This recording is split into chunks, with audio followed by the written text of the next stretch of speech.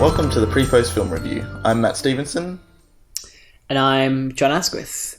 If you haven't listened to the podcast before, the way we run things here on this ship, it's not a ship, is we talk about a movie over 2 time periods, I guess. The first you'll hear is us talking about a trailer. And in this case, we're going to be talking about the new Disney film, Zootopia. So we talk about the trailer, we maybe make some predictions, talk about our expectations, and then when the film has been released, we come back and we talk about the film itself and compare it to our trailer thoughts and sort of have an in-depth review. We jump straight into spoilers in our reviews every episode, so if you haven't seen the movie, please don't listen to the review section until you've seen it, because we jump straight into spoilers. But as I said, we're talking about Zootopia this episode, so let's go on into our trailer thoughts. Where animals of all breeds, predator and prey alike, live together in peace and harmony. Hi, I'm Judy, your new neighbor. Yeah? Well, we're loud. Don't expect us to apologize for it. ZPD's first rabbit officer, Judy Hopps. You ready to make the world a better place? Bad news in this city gripped by fear. What can you tell us about the animals that went savage? Are we safe? This is priority 1. Hopps. Parking duty. Sir, I'm not just some token bunny. You strike out, you resign. Deal.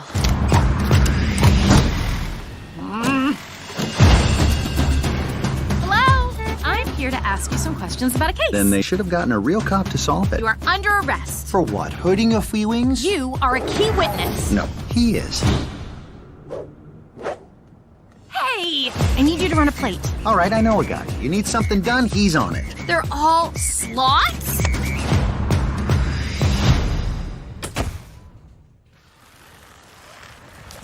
We are in a really big hurry. I am on It? break. Okay, so we have another Disney animated film to chat about. Not a Pixar Studios film, it's the Disney Animation Studios, that's right, isn't it? Yes. Their new film, Zootopia, or Zootropolis, or Zoomania, or whatever it's called where you're listening to this podcast. We just watched the 3rd trailer for this film. We had both seen the original sort of teaser, which was just the sloth. It's like almost a scene lifted out of the film with the sloths at some sort of bureaucratic work desk place. But now we've seen the full trailer 3. What are your expectations for this? And actually, what's your track record for the recent Disney CGI efforts? I think Big Hero 6 and Wreck-It Ralph for the last 2 that they've done. Yeah, I think Frozen as well, of course. and Big Hero 6 might be the last 2. Yeah, I think Disney are doing pretty well at the moment. I actually haven't seen Big Hero 6 yet. Oh, yeah. But all their other recent CG stuff has been quite good, I think. Definitely above what the other studios are producing, with the exception of Pixar. I think they are always trying to tell a good story, which is not always the case for something like Minions or all these other sequels that are coming out for animated films. And the animation is the best, I think, CG animation, even better than Pixar. There's something that they do, I don't know exactly, but they have a real softness to the animation that moves. I don't want to say like 2D, but there's more like squash and stretch to things, whereas a lot of the other studios are like hard hitting poses or something. Yeah, right. I don't know, I just really enjoy the look. Having said that, I really wish they'd do a 2D feature again. Right. Like, if anyone's going to, they should, and they would make money, I'm sure. They should at least do the use the short films that they play at the beginning of their films now as a playground to experiment with that sort of stuff. It's disappointing. Yeah. Especially Lasseter was talking it up for a while, wasn't he, when he first took over? I know, yeah. Yep, never that's eventuated. Right. No, and they did a couple of shorts and then in 2D, and then now they're all back to this 3D, or they'll do like cell shading or something, and it's a bit annoying. Yeah, so I like them. I wish they'd do a 2D feature. Overall, I'm a massive Disney fan in general, so I'm always excited when a new Disney film is coming out. I think this looks good. I think it's always hard to tell. I don't know, animated films don't have great trailers, generally. Yeah. I mean, I guess we're probably not the target audience for these trailers, are we, John? But no, that's true, yeah. I mean, they put a lot of the gags in, a lot of the sight gags, and a lot of the slapstick stuff, and makes it look like a big, wacky comedy, and I'm sure it is very funny. That sloth scene was very funny that they released. But I think that there'll be a lot of heart. I think the relationship between the fox and the rabbit, the two leads, will be something that is developed nicely. I'm excited to see it, just because of my interests. I don't know if this trailer is great though. What do you think, Matt? Yeah, I think I'm probably a little bit less positive than you. I mean, in terms of Disney itself, I'm probably pretty much in agreement. I think the work that they're doing at the moment is quite good. I was a little bit underwhelmed with Wreck-It Ralph, but really loved like Tangled and Frozen. Yeah, even Big Hero 6 I liked, even though I think it dropped the ball at the end. It was a fun romp for the most part.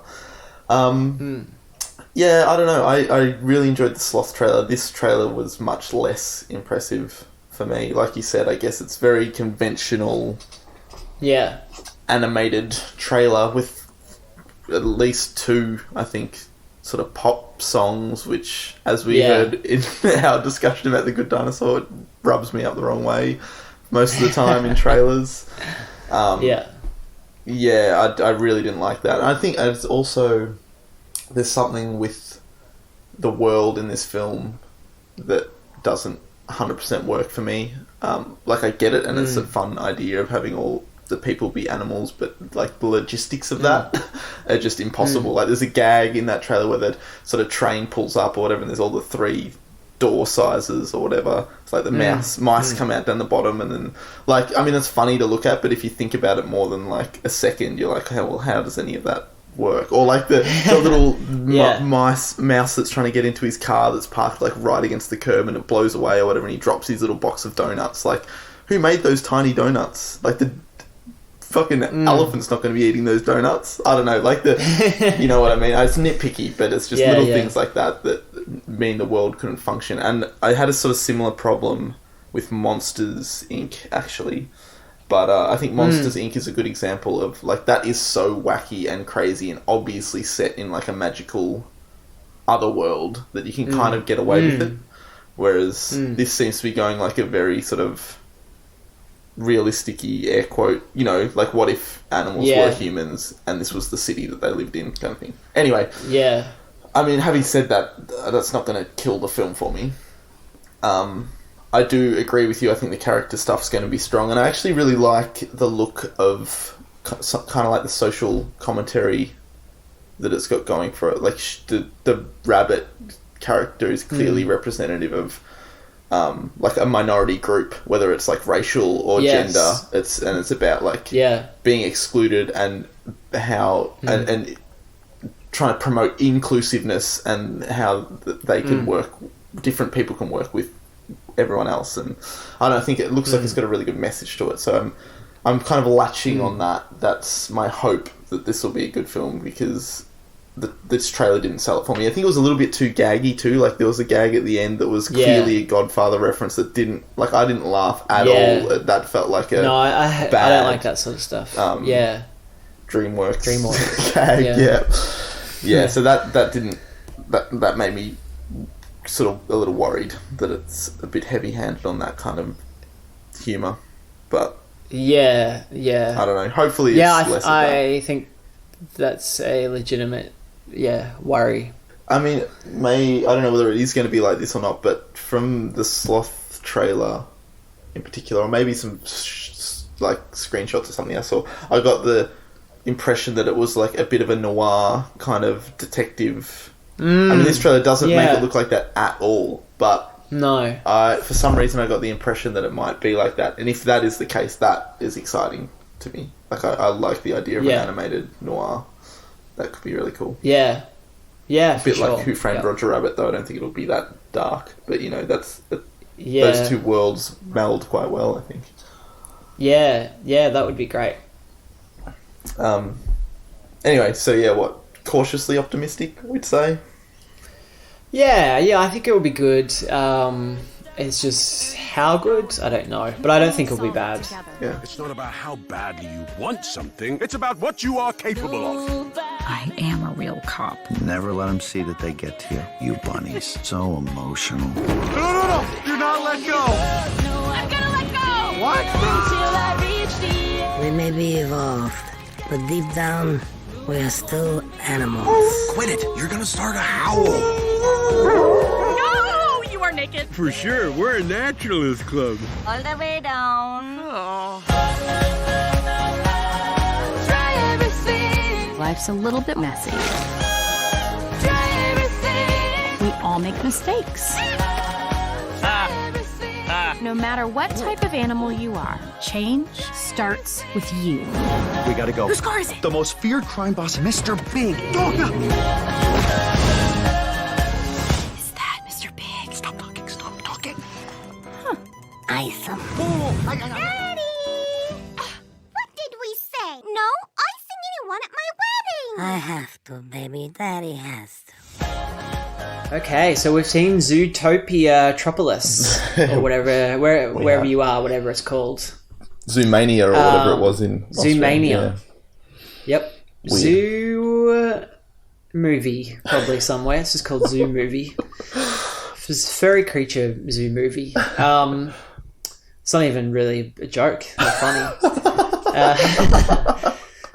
Just dumb. Anyway, Matt, how you going? Yeah, good, thanks, John. Good. What are your general thoughts of Zootopia? I think we were kind of excited for it, but maybe not, jumping up and down, hyped up for this one. Were you sort of pleasantly surprised or disappointed? What are your general thoughts on Zootropolis? I think I would say I'm pleasantly surprised with this. It was better than I anticipated, though I'd heard, having said that, I'd heard quite good things going in, so I had an idea that it could be a bit better than what I had initially anticipated based on the trailer. I don't think it's a masterpiece, and I'd still had some issues with bits and pieces, but it was kind of exactly what I hoped in terms of the thematic aspects of the film just being strong enough to kind of push past most of the issues I had with the jokes or the tone or the little bits and pieces here and there that didn't quite work for me. Yeah, I was actually really impressed. I was impressed with the story as well, and just the visual style and feel to it. The locations were so varied and looked so cool, and it just it seemed to go on longer than what I was anticipating in a really good way. It seemed to keep slotting in all these new little bits and pieces when I expected it to sort of be wrapping up in, and I mean that as a compliment. It kept surprising me in a good way. Yeah. But what about you? Were you pleasantly surprised or underwhelmed? Yeah, I was definitely pleasantly surprised. I really loved it quite a lot. I really, really liked it. Cool. Yeah, I thought, we were kind of expecting some of the thematic stuff that's in there, sort of, very kind of racial in what it's dealing with. Mm-hmm. Or minority groups or something, all stuff across that line. But it went so much further than I was expecting. I would agree with that. I think it's the most modern, quote unquote, Disney film in that it's a lot of Disney films are almost escapism, really. And I mean, this is obviously talking animals in a zoo city. Yeah. But the thematic stuff is bang on issues, very modern issues, with the race kind of stuff. But then also like political, like telling people to be scared and like how fear can control a population, and the way they refer to the savage creatures as like attacks and like, oh, it's the 5th attack, and we're unfortunately hearing that shit a lot in the news at the moment with terrorist stuff. And I mean, it's a very G-rated version of that. You know, it's not like terrible carnage or blood or whatever. But I was not expecting it to go that deep into like a real reflection of our world. And I think, if I had a young kid, I would love them to see this movie and take away the message is so powerful. And there's a little speech that the bunny gives at the end that I was quite moved by. And I was like, yeah, like, just fucking try, everyone. Like, the movie's like, just try to be inclusive. Try to be optimistic. Like, don't give in to negativity and fear. And that's such a powerful thing in this day and age, when you have idiots that are doing that by blowing themselves up, but also idiots in political systems in Western society that are trying to keep everyone sort of scared. I mean, I'm not I don't fully believe that. I'm not like a conspiracy, like, oh, they're just keeping us scared so they can control our minds or whatever. But there's a little bit of that going on for sure. Yeah. And I mean, maybe I'm reading way too much into this Disney film, like bang on. But it just really, I don't know. I think I've been thinking about that kind of shit lately. And I was really surprised. All that stuff aside, it's just a really funny movie too. Like, I was laughing heaps during this movie. I think it's one of the funnier Disney films. Like, the comedy really worked for me. And of course, visually just amazing. Yeah. The design, the animation, so cool. Yeah. Just looked gorgeous. I wanted to like live in that world. Yeah, it does look so good. And you can just tell, like, they're just at another level, compared to some of the other animated films that you see. Absolutely. Yeah. There's a real polish to their work. And I think I might have said this before on the podcast, or maybe not. They pay really close attention to their animation as well. Like, it's just so smooth, and they really try and keep that, the 2D principles applied to 3D, I think. Like, whereas something like DreamWorks is still a little... rough is the wrong word because it's very professional, but it's... I don't know, it doesn't have the same flow to it as the Disney films. Yeah, it certainly doesn't have the same feel. I know what you mean. Like, this just feels like a little bit, I guess, like what you said, polished, or a little bit more, I don't know, elastic in a good way. Exactly, yeah. But yeah, I totally agree, especially with the thematic stuff you were talking about. Just to jump back to that, what impressed me is, like, from the trailer, I could kind of guess, or we did guess, that it was going to be looking at sort of minority groups being excluded in terms of, like, in the workforce, and how the rabbit was trying to, move to this big city and faces, like, the prejudices against her species and her size. And, that actually, I did like that they had, like, the term cute was like an offensive term to her in the film. Was great. Which, I like that little touch. But what was really impressive is, like, that it also dealt with the whole other side of that, or like a whole different angle to that kind of issue, with, like, what you were saying about the savages and the political side to it. And it was kind of like attacking the topic from two different angles. Yeah. Which is so much cleverer than I expected the film to be. I expected to have a very basic, don't exclude people. Racism is bad. Yeah. Which, I mean, it kind of is, but it's much more complex, and is interested in exploring that in a much more complex way, I guess, than what I thought the film was going to do. So I was really impressed by that. What did you think, having just said that you laughed loads in the film, what did you think of the Godfather stuff that we had a issue with in the trailer? Did that work for you? Yeah, I think it worked better in the movie than the trailer. In the trailer, it was woven into the story, like it helped push the plot forward. But I guess it was still like just a straight up parody of and the rest of the movie wasn't really like that. The rest of the movie was very like smartly written, I think. Yeah. In the way it introduced like animal puns or whatever. Very cleverly to do with the story. So that's the only part that did feel a little bit kind of left of center or whatever. Yeah, no, I would agree. That's, for me, that was still the part that didn't work for me. Oh, I mean, it worked, like you said, it was better integrated into the story than what I expected. I expected it to just be sort of like a throwaway scene where they had this Godfather rip-off character, and he did appear 3 or 4 times maybe throughout the whole film, and he had quite a clever tie back into the whole plot.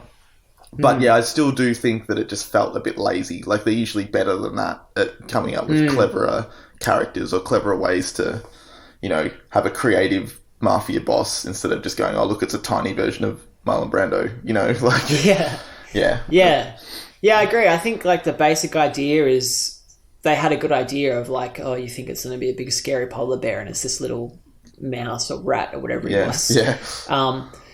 And they could have done that, but then not had the accent and all that, like it's his daughter's wedding and all that sort of thing. I laughed because I recognise that. It's funny.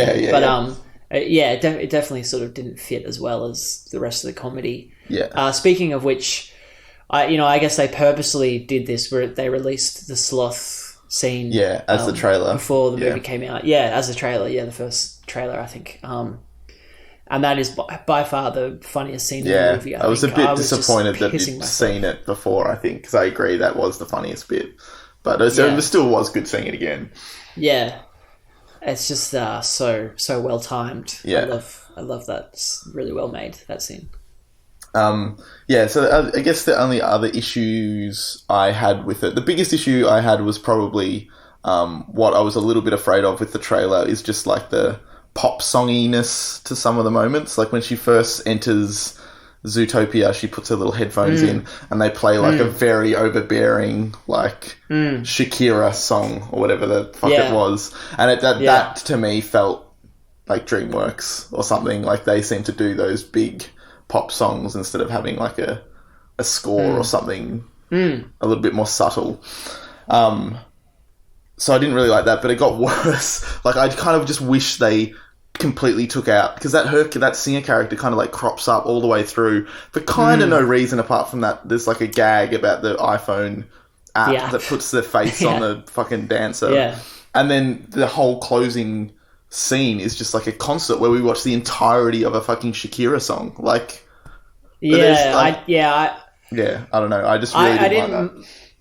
Yeah, I didn't mind it in the movie. I like the scene where she first comes to the city. I thought, that's fine, whatever. But the ending was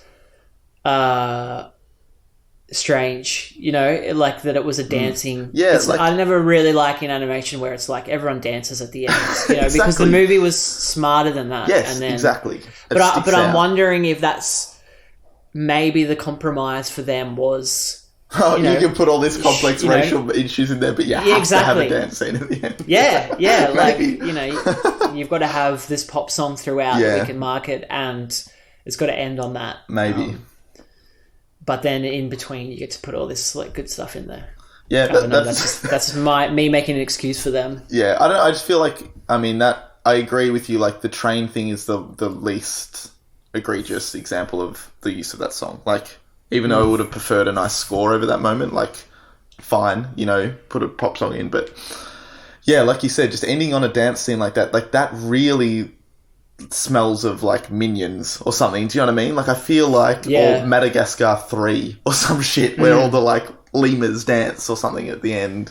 It just, I don't know, exactly, it's lowest common denominator kind of pitching a softball at the kids because they know the kids are going to want to dance without earning it. It's something like Frozen earned it by actually writing great songs and being a musical, and you know what I mean? Yeah, that's right. Yeah. Anyway, so that was probably my biggest problem with the film. I also, the only other thing that I did have a little niggle about, and this is just me being a little petty, I suppose, is I felt some of the plot points, everything clicked together like a little bit too perfectly. Like it was almost like every single thing in some way tied back to the case. Like that first crook that she chased had the bulbs for the flowers that made her remember that. Like the one person, the little mouse that she saved from the donut was the daughter of the fucking Godfather ripoff. Like the whole scene at the start with the tomatoes. I mean, that wasn't plot connected, I suppose, but she does that whole death scene at the end, which like mirrors her like, because she'd known how to perform the death scene at the start of the film. I don't know, it was just like a little bit too perfectly slotted in. I don't think they needed like the tie back to the earlier criminal cases. Like it was fun just seeing her work as a beat cop and like have to, even like the call back to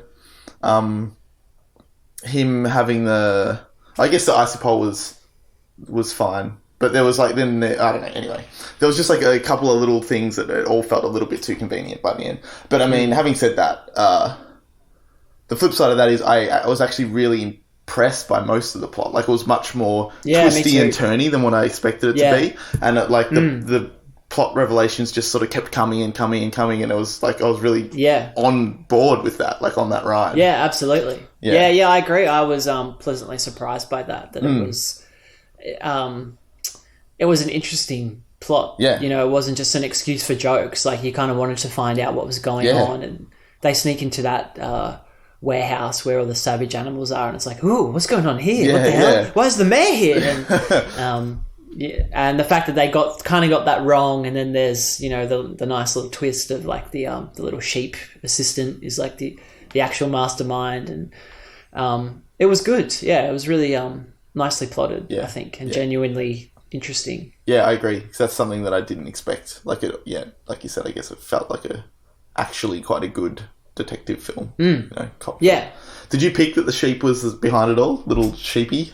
No, I didn't. That surprised me. Like, as soon as she came out and wanted to grab the briefcase or whatever, that's when it clicked. But I guess that's when it's supposed to click. But yeah, I didn't before that. But when I believed the mayor when they arrested him, and he's like, I'm just trying to figure out what's going on. Yeah. So there was obviously someone else involved. But yeah, I didn't pick her. But I thought that was a nice twist, and again, thematically it was interesting. Yeah. That she's talking about, like, well, we're 90% of the population, and, you know, we need to make everyone scared of those guys so we can stay in control. And that was really interesting. Yeah, I agree. And I was surprised, and I liked that it seemed to be setting up that the Fox character was going to get shot by the goo and go savage. And then that does happen, but it was a fake out. Did you not pick the fake out? No, I didn't. I actually thought at first, you know, when he's like, hey, do you want a blueberry? And he ate it. I thought, like, oh, he's picked up a little blue orb and he's going to go nuts. Yeah. And I guess that was the setup then for that they had the blueberries. But I was expecting, okay, he'll go savage and she'll have to, like, use the power of their friendship to talk him down. I never thought of that. That's true. That's, you know, which is something we've seen so many times. Yeah. But it didn't go that way. They were, like, too smart for that, and then they just figured out the antidote sort of by the end of the movie, sort of as a background plot point. I liked it. Subverted my expectations at least. Yeah, no, that's good. I just think when you saw him, like, so overtly pick up the blueberries and he saw them inject, I actually thought they were making blueberries at first when he was, like, injecting the stuff, and I figured, you know, there must be something's going to happen here with the blueberries and the thing. Yeah. So I guess I didn't get it, like, straight away, but when he got shot, I assumed, like, the splat or something looked a bit different, like it looked like a berry, and I was like, oh, I'm onto you, Foxy. There you go. That's a berry splat. Yeah, exactly. But no, I did like that they were, like, playing with expectations like that. You know what I mean? Yeah. Like, it was cool. What did you think? Actually, the other thing that I was concerned about watching the trailer was just, like, the plausibility of the world. Like, having all those different sized animals cohabiting in this one big city seemed like just a nightmare for dumbness. You know what I mean? Like, you'd have to totally turn your brain off to even believe something like that could exist. How did that work for you? I actually think it worked pretty well, and I liked that the idea of, as you go out to the country, it's more segregated and animals kind of live within their own species, and then as you come to the city, like, the whole idea of that city is like, we want to have a place where everyone can coexist. And that kind of makes sense. And I really love the way that the city was like a video game sectioned off into like levels. That made a bit more sense, that it could cater for like the needs of different animals. And I loved just the visual look of when she's chasing the weasel and they go into like the mouse town or whatever. And they're like giant and stuff.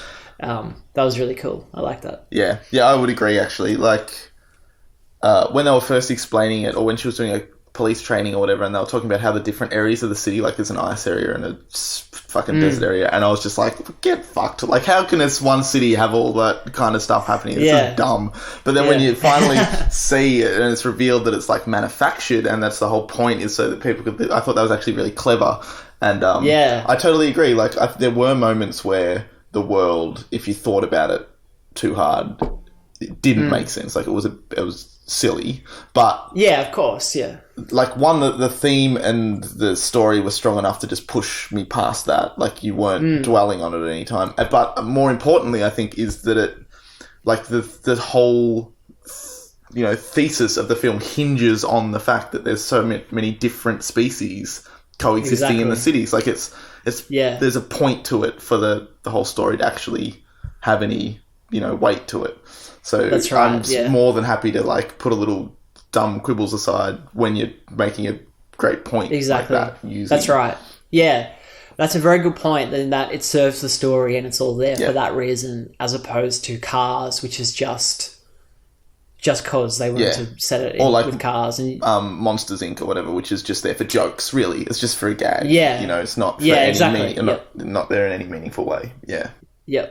Yep, for sure. So I guess we both really liked this. Maybe I liked it a bit more, but we're about on the same page. I feel like you maybe liked it a little bit more, but I really liked it. Like, it was... I was pleasantly surprised. Yeah, I think I really like... I was thinking when watching it, maybe it's just because it's fresh, but I liked this more than Frozen, I think. Really? And I liked it more than Wreck-It Ralph. I think it's one of the better movies they've made recently, because it was really funny. As I said, I really liked the thematic stuff, and it looked great. I think it looked better than Frozen. I just liked the design of this film and this world more. I think Disney are doing really well lately with their animated films. Like, I know they're making Frozen 2, but like as a proper release, or is it for like direct to... as a release, right. I think, I don't know, it's coming out in a year or two. But when I was watching it, I was thinking, they're like, it's almost flipped a little bit in that all their animated films are, I mean, the musicals, I suppose, are like safe choices, but they're all new kind of movies, new ideas. It's actually a very good point. And Pixar are like doing more sequels at the moment, so it's just interesting that they've kind of swapped. And as someone that's a real Disney fan, I'm happy that they're doing well at the moment. Yeah, I agree, John. Oh, good stuff. You.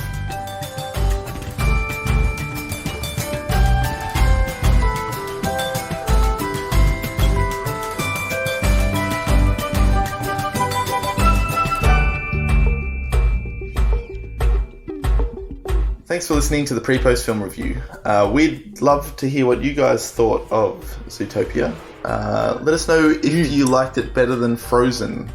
John thinks it's better. I don't think it is. So I'd love to know what you listeners think. We can tally them all up and see who wins.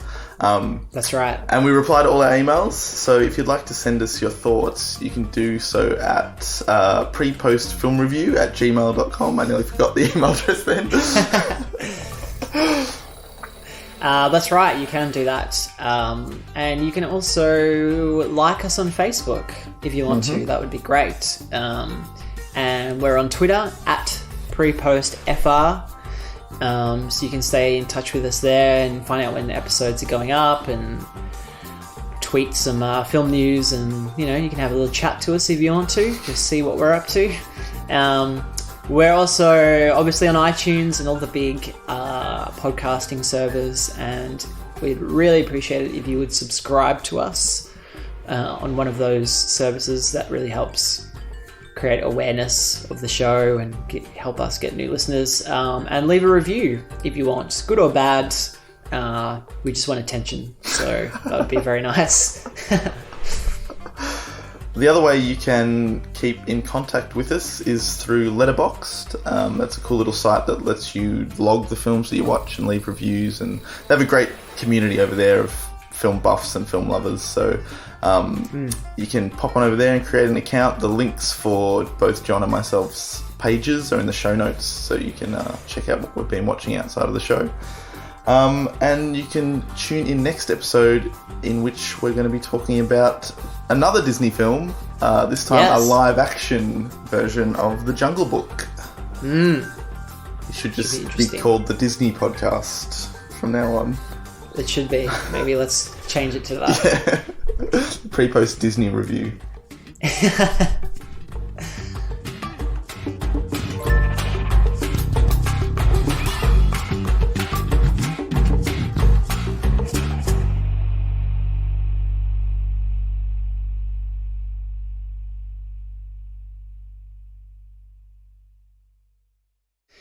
So we'll talk about the trailer, our expectations for the movie. Sometimes we make predictions, so you can feel free to predict along with us. Write down your predictions, and then email us if you get them right. We'll keep a little score, and the winner at the end of the year gets a big kiss from us.